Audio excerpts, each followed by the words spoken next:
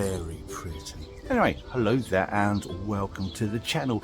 It is June, and in this video I'm going to be talking to you about those common garden mistakes that are often made in June so that you can save yourself some heartache later on. There are plenty to talk about, but I'm going to go through them quickly one by one, and I won't be including every single gardening mistake that could be made in June. If you want to add yours, do so, put those in the comments. Let's get to it. I'm going to start off with quite a major one. Come on then.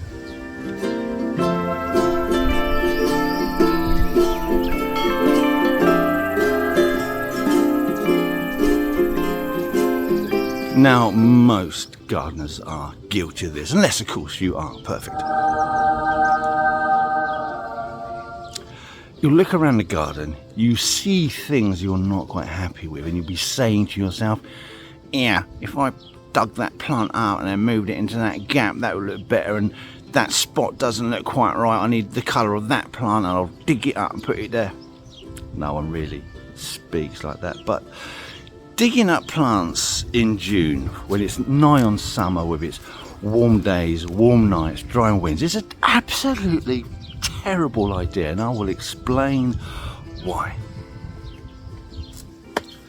Unless you own the world's biggest shovel and have the strongest back possible in order to lift plants without damaging any of the root systems, then you will be damaging the root systems every time you dig up a plant in June.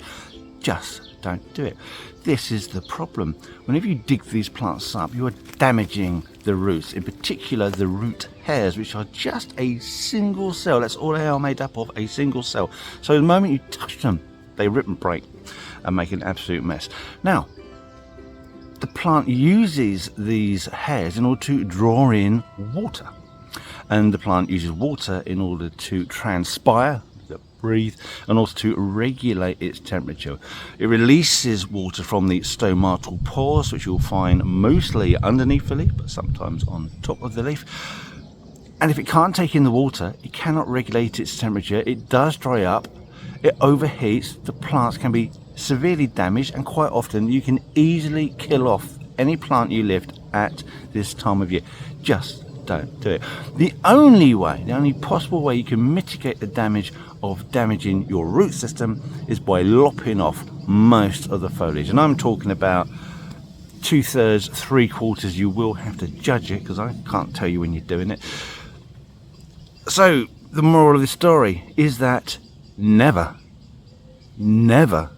lift your plants for transplanting or moving around at this time of year. It is an absolute no-no. Don't do it.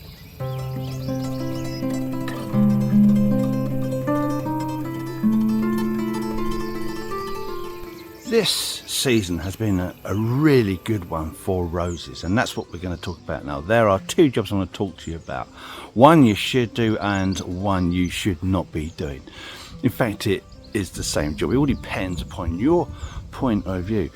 So a lot of the earlier flowering roses will be coming to an end. So at this time of year you should be picking through the blooms and removing all the dead heads, and hopefully that will encourage a second lot of blooms coming through later on in the summer. However, if you are expecting a lovely display of rosy red rose hips in the autumn and winter, then don't deadhead your roses. So there you go. You can choose to deadhead them or not deadhead them, depending on what you want. Do you want more flowers? Do you want rose hips? Oh, the questions and decisions to be made. I can't tell you which is correct. Only you will know. But one of those is wrong, and you shouldn't do it in June. Oh, hold on a minute. If you're finding this video useful or even just mildly amusing, then don't forget to click the thumbs up, press on that subscription, and if you want to be notified of whenever we release a new video, then click on that notification bell. It helps us more than you know, and it allows us to do stupid visits like this in the future. Anyway, let's continue to find out what old boiled bun has to say. Bloody glasses back on. Too hot, too sunny. It's too lovely.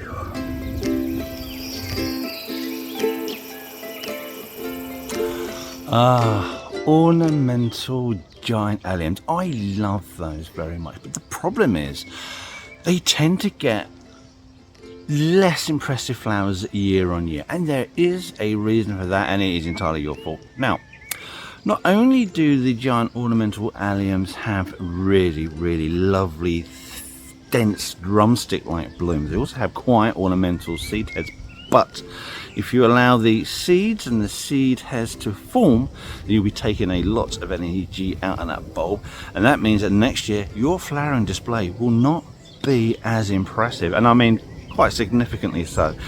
So don't forget, as soon as your giant alliums have finished flowering, lop off those seed heads. Not the stem, leave the stem. I know it's going to look ugly and a bit stalky, but don't look at it. Stand further back.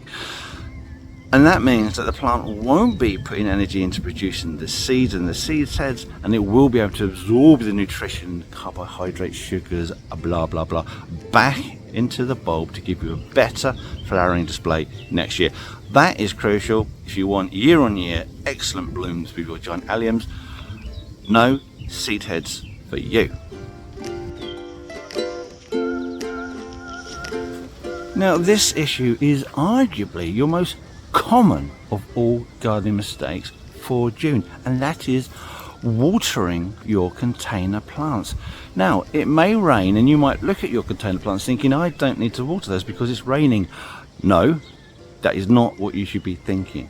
Now, any decent sized plant inside a container, if the rain lands on the plant, you have something called the drip line, where the water lands on the plant and then rolls off the sides onto the floor, where, if the plant was in the ground, would be the perimeter of your fibrous roots. So it works very well for the plant in the ground, but when it's in a pot, you'll find it itself acts as a rain shadow, preventing water from getting into the pot. So, and even if it does rain, it does get some water in the pot, it will never be enough. It will never be enough water going into your plant pots, unless of course you live in the monsoon region of India, and only during that time.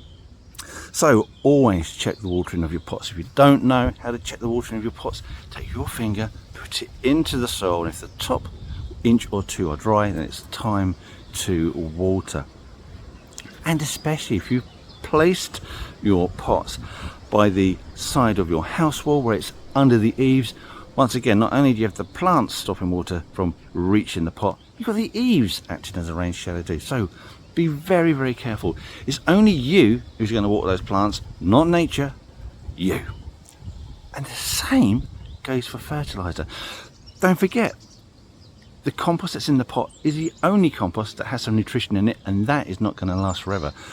So often you see these weak, insipid container grown plants, mostly because of the watering issue, but also because of feeding. So fertilizer is key. Pick yourself up a lovely box of Miracle Grow. They do not sponsor me, and apply that. It's an excellent product. It will do a good job. So don't forget the watering, don't forget the feeding. It is all down to you. What, did someone say free plants? Yeah, it was me. Right, June is the perfect time to take softwood cuttings. Always ask permission if you're taking cuttings from someone else's plants.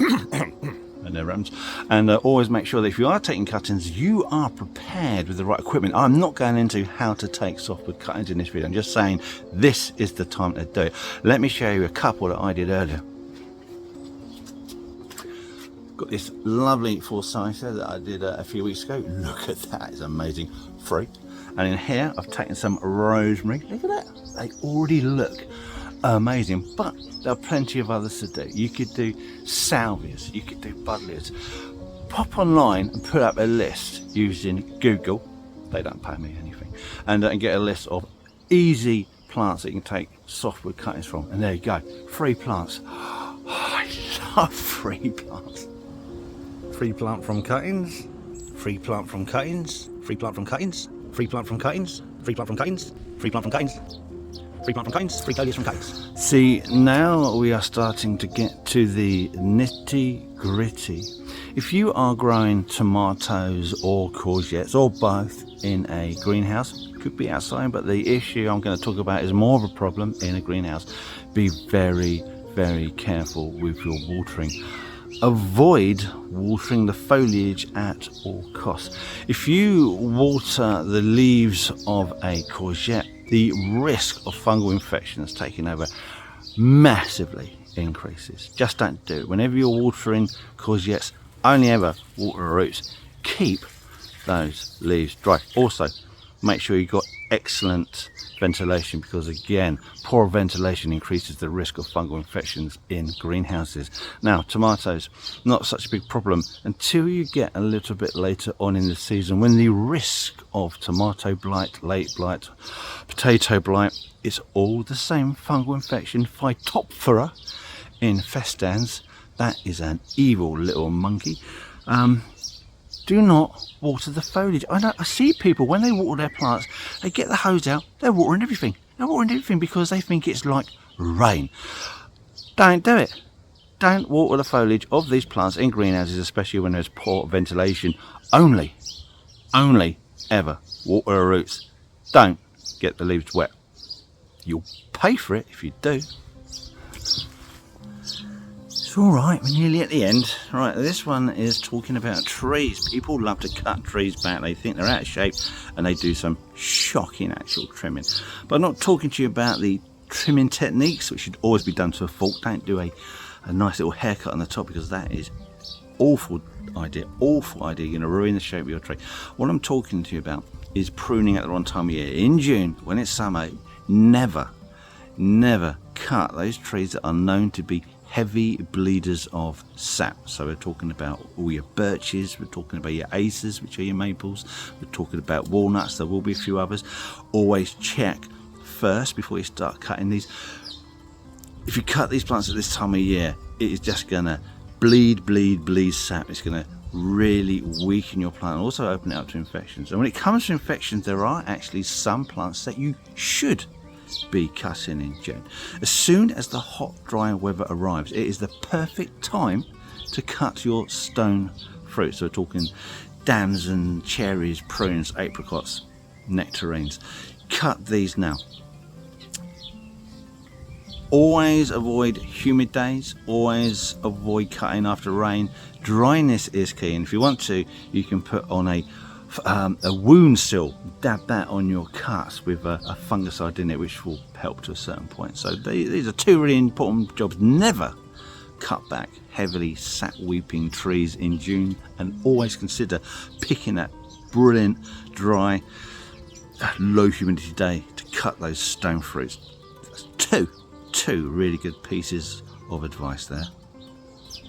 And here we are at the last one, and thank you for watching it this far. And if you haven't enjoyed watching any of it, well done for getting here anyway. I appreciate that. It's to do with your pyracanthus. Now, pyracanthus has been a great year for flowering pyracanthus. The blooms have been like veritable clouds, absolutely gorgeous, and I quite like the scent on it. Really nice. But right now, all those old flowers are turning brown, looking horrible. It's starting to look a bit shaggy, messy. So there is a temptation for husbands to be sent out into the garden with a pair of shears to lop all that horrible brown rubbish off your plants. But don't do that, because that is what is going to be producing your ornamental berries at the end of the summer, early autumn. So if you cut those blooms off now, you are cutting off your second and one of your biggest displays at that time of year. And not only are they gorgeous looking ornamental, they're also a fantastic food source for berry and seed eating plants. So don't do it. Resist the temptation. It will be brown for a while, but that will pass with time. Anyway, thank you for watching. And if you've got any other great June jobs that you should never be doing, just stop it and put that in the comments. We would love to hear from you. Thanks for watching, and hopefully I will see you in the next video. Goodbye. Right, now, just before you go, if you want to see more content, more behind the scenes stuff, and images that I've taken of some weird freaky plants over the years, then you're in luck, because we have created an Instagram page. So you can find the link in our description. You can find the link on our main page, and if I'm clever enough, I might be able to get a link somewhere up there. Anyway, thank you for watching, and if you want to see more YouTube stuff, then check out this video here. That's quite a good one. And if it doesn't float your boat, then another one right there. And enjoy these while I've still got the strength, imagination and aptitude to make them. Thank you for watching. Goodbye.